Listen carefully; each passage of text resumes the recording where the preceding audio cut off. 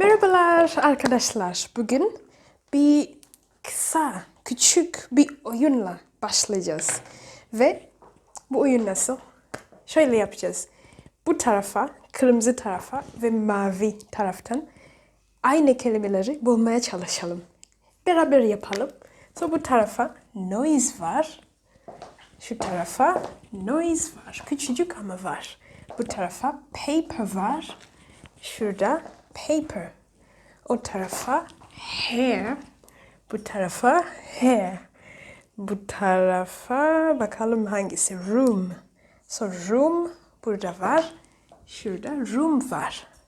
Bu tarafa experiences. Diğer tarafa da experiences. Bu tarafa time. Time var ve time var. Şimdi çevirmeden bakalım bu kelimeleri aynı anlam veriyor mu? Ya da çevirirken bunu anlayacağız. Çünkü aynı kelime ama cümlede nasıl kullandığını onun anlam ya da Türkçe'de değişecek. Hemen başlıyoruz. Unutma, countable sayılabilen, uncountable sayılmaz. Hemen başlıyoruz. So did you hear a noise just now? So biriyle oturuyorsun bir yerde ve bir şey oluyor. Did you hear a noise just now? Yani o bir ses, yani o bir belli bir ses. So bir ses duydun mu diye soracaksınız. Did you hear a noise just now? Yani normalde noise diğer taraf olması gerekiyor çünkü sayılmaz. Bu tarafa geldiğinde demek ki bir belli bir ses. Bu tarafa bakalım. I can't work here. There is too much noise. Yani genel olarak yani çok ses, çok gürültü var. So bu tarafa gürültü anlam verecek. Devam ediyoruz. İkinci. I bought a paper to read. Biri dese I bought a paper to read. Ne demek burada? Gazete. Yani a newspaper. Newspaper to read. Yani bir gazete okumak için satın aldım ya da aldım. Burada I need some paper to write on. Burada I need some paper to write on biri dediğinde demek ki herhangi bir yazabildiğim bir yer. Yani bir düzgün bir kağıt olabilir. Herhangi bir yerden yırtın verdin. Yani o herhangi. So I need some paper yani any paper. I just need yani sadece yazabildiğim bir yer ihtiyacım var. So I need some paper to write on. Bu tarafa bakalım. There is a hair in my soup. Normalde saç sayılmaz. Böyle yapsan belki sayabilirsin ama yine de uzun sürebilir. So normalde saç sayılmaz çünkü bir tane, iki tane. Mesela sizin kafada kaç saç var sayılmazsın. Ama yani normalde uncountable. Yani bu tarafa geldiğinde demek ki yani bir belli ya da bir tane gibi. Garip.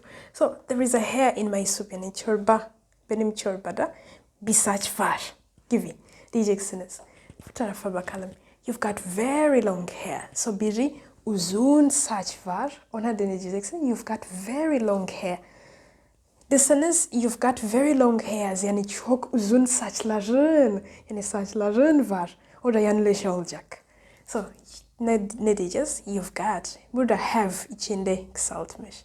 So you've got very long hair. Çok uzun saçların var. Ya da saçın var gibi. Hepsi çok ama uzun.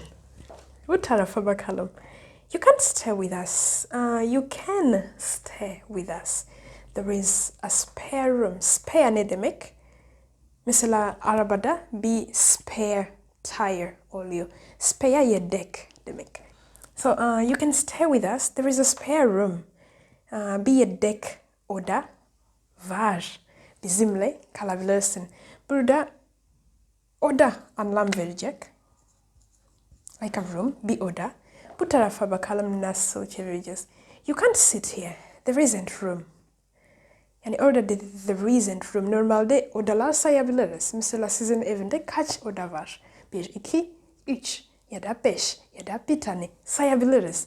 Ama sayamayız gibi kullansak demek ki orada yer anlamda veriyor. Oda anlam vermiyor yani yer. Burada ne demiş? bizimle oturamazsın. Boşluk yer yok.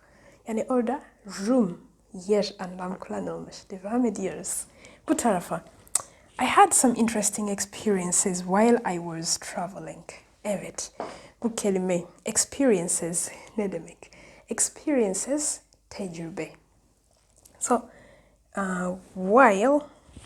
while I was traveling. So, gezerken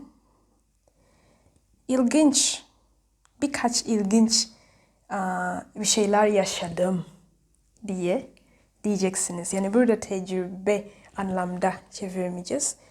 Fakat diğer tarafa tecrübe anlamda, yani birkaç ilginç tecrübe yaşadım ya da birkaç tecrübelerim vardı. Bu tarafa çevirmeyeceğiz. Diğer tarafa mesela they offer ne demek? Offer, vermek, teklif etmek. So bana iş teklif ettiler.